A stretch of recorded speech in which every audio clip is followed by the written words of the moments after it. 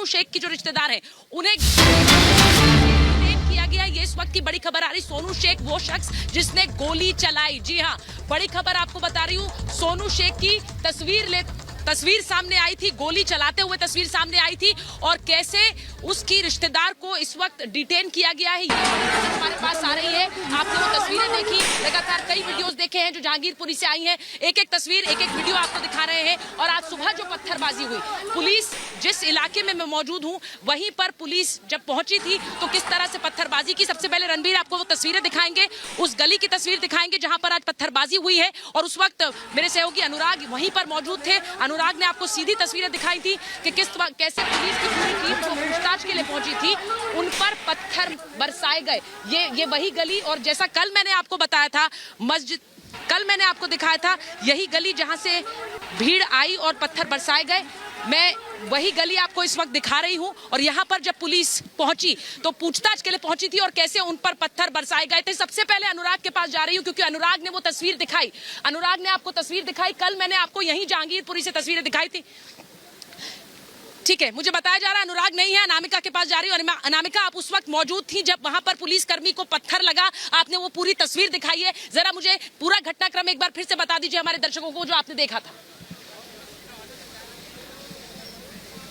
बिल्कुल सुचरिता, जिस वक्त ये पूरा मामला हुआ उसके कुछ देर पहले वहां पर हम पहुंचे थे। महिलाएं लगातार हंगामा कर रही थी, पुलिस महिलाओं को समझाने की कोशिश कर रही थी। एक गेट था, गेट के अंदर बहुत बड़ी संख्या में महिलाएं थी और उन महिलाओं के पीछे पुरुष भी मौजूद थे। और संभव है उसी जगह से पथराव किया गया, क्योंकि जब ये पथराव हुआ उस वक्त मैं उस पुलिसकर्मी से बात कर रही थी। जब ये पत्थर लगा उस पुलिसकर्मी को, मैं उनके बगल खड़ी हुई थी। हम उनसे समझने की कोशिश कर रहे थे कि आगे क्या और कार्रवाई की जाएगी, कैसे एक्शन लिया जाएगा, क्योंकि कैमरे पर पुलिस नहीं बताना चाहते हैं कि क्या आगे करना है। लेकिन हम, जिससे कि हम समझ सके कि आगे जांच किस दिशा में बढ़ रही है, क्या हो रहा है, हम उनसे बातचीत करके समझने की कोशिश कर रहे थे। उनके पैर पे आके पत्थर लगता है, मेरे बिल्कुल पैर के बगल में आकर वो पत्थर गिरता है। तुरंत अफरा तफरी मचती है, हर कोई खुद को बचाने लगता है कि कहीं और पथराव ना हो। एक नहीं बल्कि 3-4 पत्थर वहां से बरसाए जाते हैं और उस पुलिसकर्मी को चोट लगती है। तुरंत पुलिस उस गली के अंदर जाती है और देखती है कि क्या हो रहा है, वहां पर किस घर से पथराव हुआ है।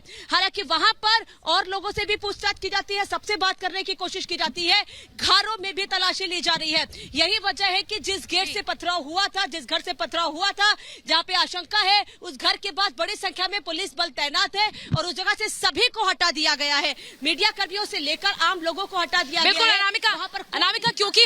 अनामिका, क्योंकि रिपब्लिक भारत लगातार कल से ये तस्वीर दिखा रहा है और जैसा मैंने कहा कि कल यहाँ पर ग्राउंड जीरो पर मैं मौजूद थी, एक पूरी टीम रिपब्लिक की कल से यहाँ पर तस्वीरें दिखा रही है। 5 तस्वीरें आपके स्क्रीन पर इस वक्त, 5 तस्वीरें आपके स्क्रीन पर जो इस वक्त मैं आपको दिखा रही हूँ। और ये तस्वीरें दिखाती हैं कि जहांगीरपुरी में कल जिस तरह से हिंसा शुरू हुई, कल परसों देर शाम किस तरह से शोभा यात्रा के बाद हिंसा शुरू हुई और उसके बाद कल पूरे दिन यहाँ पर पुलिस पेट्रोलिंग रही। और उसके बाद आज जब पुलिस पहुंची थी, आज सवाल जवाब के लिए पुलिस पहुंची थी, तो पुलिस पर पथराव किया गया। और इसीलिए आज रिपब्लिक भारत सबसे बड़ा सवाल उठा रहा है कि क्यों इस पूरी इन्वेस्टिगेशन में जो पूछताछ हो रही है उसमें कानून का राज चलेगा या पत्थरबाजों का राज चलेगा। सबसे बड़ा सवाल आज रिपब्लिक भारत अपनी इस इन्वेस्टिगेशन के जरिए भी और जो पूरी रिपोर्ट आज हम यहां से कर रहे हैं उसके जरिए उठा रहे हैं। सीधे चल रही हूं एक बार हिमांशु के पास। हिमांशु, आप कहां मौजूद हैं और जरा तस्वीरें वहां की दिखाइए।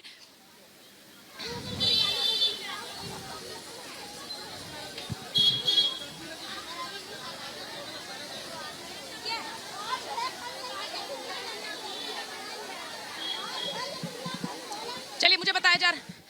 ठीक है, अखिलेश के पास जा रही हूँ। हिमांशु हमारी आवाज नहीं सुन पा रहे, अखिलेश के पास जा रही हूँ। अखिलेश, जरा मुझे बताइए, क्योंकि जहांगीरपुरी के चप्पे चप्पे पर इस वक्त रिपब्लिक भारत रिपोर्टिंग कर रहा है, तस्वीरें दिखा रहा है, आप कहां पर मौजूद हैं अखिलेश? सुचरिता, हम रोहिणी कोर्ट में मौजूद है और वहां से जब पुलिस स्टेशन से उन आरोपियों को जो गिरफ्तार किए गए हैं उनको ले जाया गया है।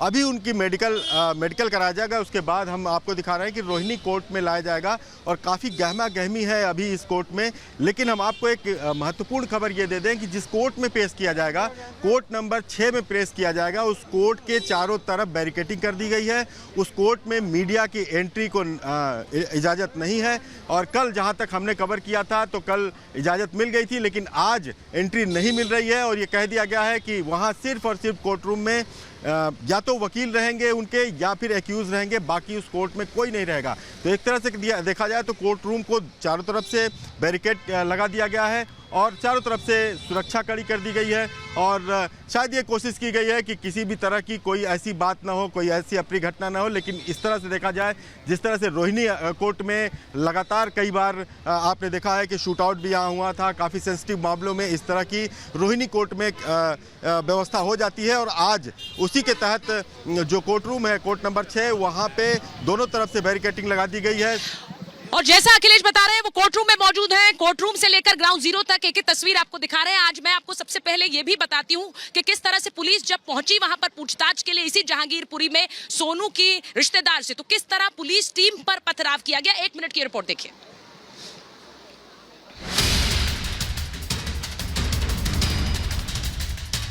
शनिवार को दिल्ली के जहांगीरपुरी में जिस जगह पर हिंसा हुई थी वहां एक बार फिर से पत्थरबाजी हुई है।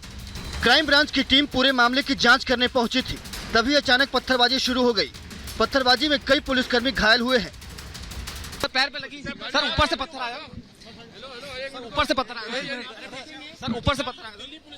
देखिए पुलिस की टीम यहाँ पर मौजूद थी, पांव में चोट लगी और यहाँ पर जो पुलिस के ऑफिसर हैं, इनका नाम सत्येंद्र खारी है, सत्येंद्र खारी इंस्पेक्टर हैं, जो कि यहाँ से अब निकल रहे हैं। सर आपको चोट लगी है, आपको चोट लगी है। बता दें कि एक महिला से पूछताछ के बाद पत्थर बरसाए गए हैं। पत्थरबाजी किसने की, क्योंकि हिंसा की साजिश के पीछे कौन है, अभी तक इसका खुलासा नहीं हुआ है। शनिवार को हुई हिंसा के बाद दिल्ली में हाई अलर्ट है, लेकिन पत्थरबाज अपनी हरकतों से बाज नहीं आ रहे हैं। माहौल बिगाड़ने की कोशिश की जा रही है। आलम यह है कि एक बार फिर से जहांगीरपुरी को छावनी में तब्दील कर दिया गया है। Bureau report, Republic Bharat.